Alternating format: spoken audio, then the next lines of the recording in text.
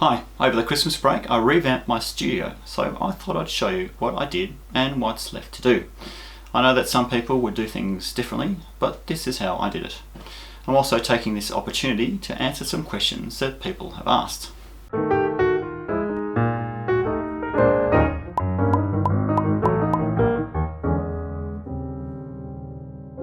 So look at this. This is so much better.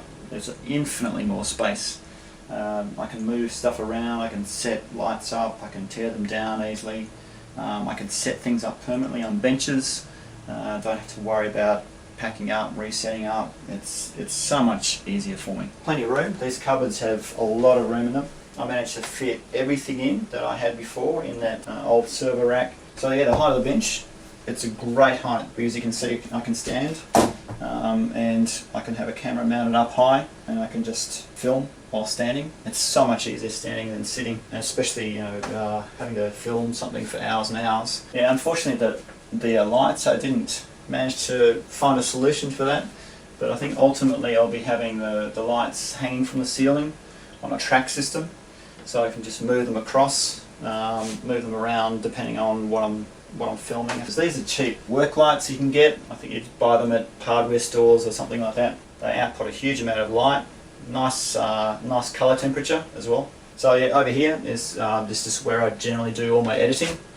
2 screens. There's no way you can do editing without 2 screens. You usually have the track information on one side, and you have whatever you're displaying on the other side. Usually I'm standing watching what I've just edited, so I can just stand back and have a look and see if it looks alright.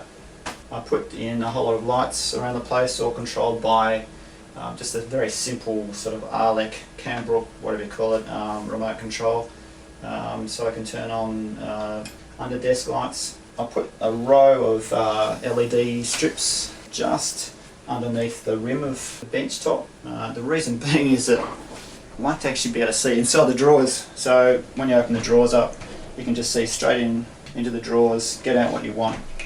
Yeah, and this microphone, that's actually a cheap eBay microphone, actually produces a fairly good sound. Pop filter, a definite must. Testing, 1, 2. I mean, it's suitable. Now acoustics, you've probably noticed there's a lack of acoustic absorption, and there's a fair bit of echo in this room.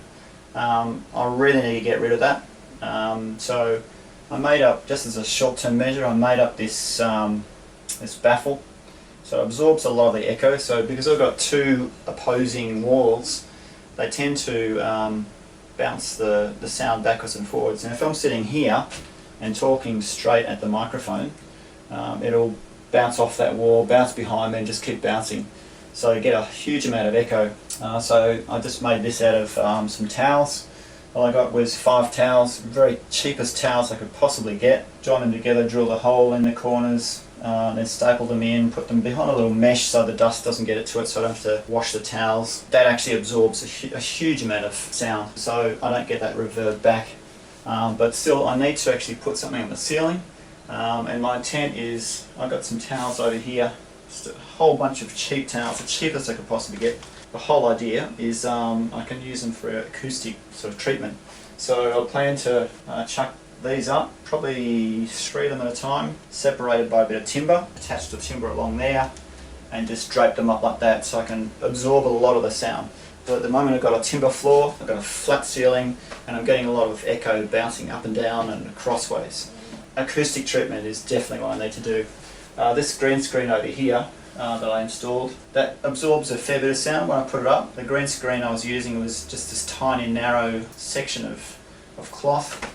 I couldn't really get the shots in that I wanted to get in, so I had a complete full-length green screen. Backing material you get from a fabric store. Expensive, but certainly a lot cheaper than buying green screen material. So that's great, I can do green screens. And when I'm doing the Learning Arduino series, I can pull that table out and we can sit there in front of the green screen and you can see the shots of what we're doing down below. So that makes it a whole lot easier. So camera's over there.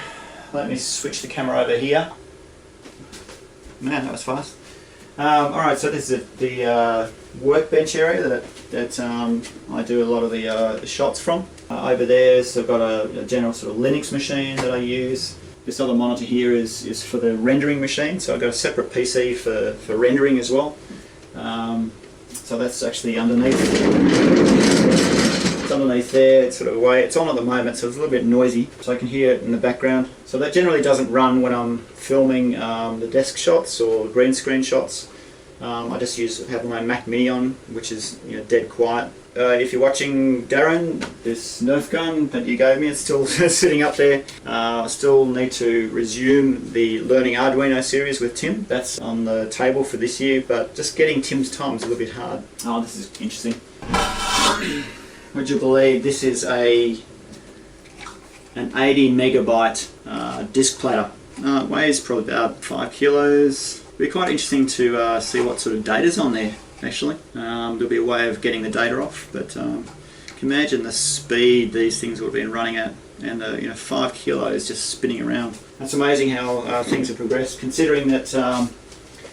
Where's my flash card? So we have 80 megabytes, 64 gigabytes. Big difference. So I used to have 2 monitors up here, but one of them died, so that's fact of life, So I have a couple of items like external hard disk for doing my testing, and I have an Elgato HD60. It's actually quite good. Anything that an SBC or a computer spits out, it'll just sit there and record, so it's quite good. It doesn't go to 4K, it's too expensive, and I couldn't afford it. So yeah, got the usual things. You got desktop power supply, you got a soldering iron, and a nice power supply at the back. Now I usually have a small camera. The camera that I'm recording from this, I usually have set up here in front of the power supply. I definitely need a much better solution. I'm thinking of pulling apart this power supply and getting the voltage and amperage reading directly from it, and chucking it out to something like an Arduino, whatever, so I can actually log it instead of actually recording the video. And boxes, so a lot of storage. I sort of divided everything up into sort of areas. So I've got all my wireless modules here, different displays, from LEDs to LCDs to TFTs, e-ink, all these different displays. I've got sensors, cameras, heart rate sensors, IMUs, infrared, a whole lot of things in there. This is just sort of switches and knobs. Motor control, FETs and stepper drivers and all sorts of things, steppers in there as well. So I'd like to actually have a much better way of organising this. This is good, I can see through it, which is quite nice. I've been looking at a cheaper solution, so these ones are quite good. They just come in a little box like that. They've got all little compartments. You can take out the compartments, it's essential if you've got larger components. The only problem is you can't take out these sort of metal plastic dividers. Definitely there's a problem with this because I can't, if I wanted to get to the motor control, I've got to pull everything off and restack it again. So I've got all my testing kit here, so I've got logic analyzers, logic probes and I2C sniffers and heat sinks and everything that I normally use for my testing. This thing was the best thing I bought. 30 bucks. It's a remote control, infrared remote control for my camera. Normally what I've had to do is actually go up and press the record button on the camera and then walk back and then start saying what I'm supposed to be saying. But this I can just hit record straight away. No camera movement, Bluetooth galore, it holds everything down. When you're soldering, when you want to keep things still, you just get Bluetooth, it's so much easier. One other thing is the lighting. So if you watched my Christmas tree video over the Christmas holidays, I created a fancy LED display. I reused those as a lighting system for shooting, and I've got it on remote control. So this lighting underneath here is all controlled by that teensy, so I can control the colour temperature and make it dimmer. So that's quite good, and it gives a nice white light, a slight blue tinge. I probably need to adjust it down a little bit, but it's quite good. One of the other things I bought recently, I usually have this clamp up here, and if I want to record a high desk shot, got the high desk shot. If I want to record a low desk shot, then I just bring it down. It just clamps to the shelf, so it's pretty good, and I just undo fairly easily. It's no problem. And I've got stands. Every stand I've got has got these on it, so I just click it in place. Bob's your uncle. So you would have seen this is all the completed stuff of all the SBCs I've gone through already. Big list of it. All the power, Raspberry Pi, Arduinos have gone through. This shelf is the to-do list. It's huge and I've got a lot to do. Hopefully I'll get through it all. Past projects that I haven't gotten around to looking at. This is my old OBD logger. It's got an IMU on it, GPS and OBD via USB, so it logs everything. It's got a little screen on it too, so it tells you how much inertia the car's going through, what's happening, where it is, where the location, everything else. It's got a battery power, so if the battery dies then it'll just keep going. That's quite good, but you can replace this by a tiny little device these days. And this one is my pan tilt device. So I had a camera that would make panoramic shots. So this is a controller for it. It would sit there and just move the camera around, take a shot, move the camera to the next position, take a shot, and so forth. So I build up a whole lot of photos and I'll stitch those together to make one big panoramic photo. A couple of other things up there that I need to work on. So one of the things I generally do is I script everything. I do it ad lib. I'm just not that type of person that can do things ad lib. This isn't scripted. A lot of mistakes. I'm having to do a lot of edits on this one. So if you're someone who can't really do things ad lib, you need a teleprompter. So I built my own little teleprompter. Basically consists of a pane of glass. The camera sits behind here, and once again I've got my nice little attachment mechanism. Quick release attachment mechanism just connects in there. I made this little pipe attachment. Basically I trimmed up a bit of timber, attached that to the back of it. So I got some conduit holders, attached that to the bit of timber, a bit of conduit, and then attached a bit of conduit end to that. So this whole thing comes off like this, and I've got the quick release attached to that.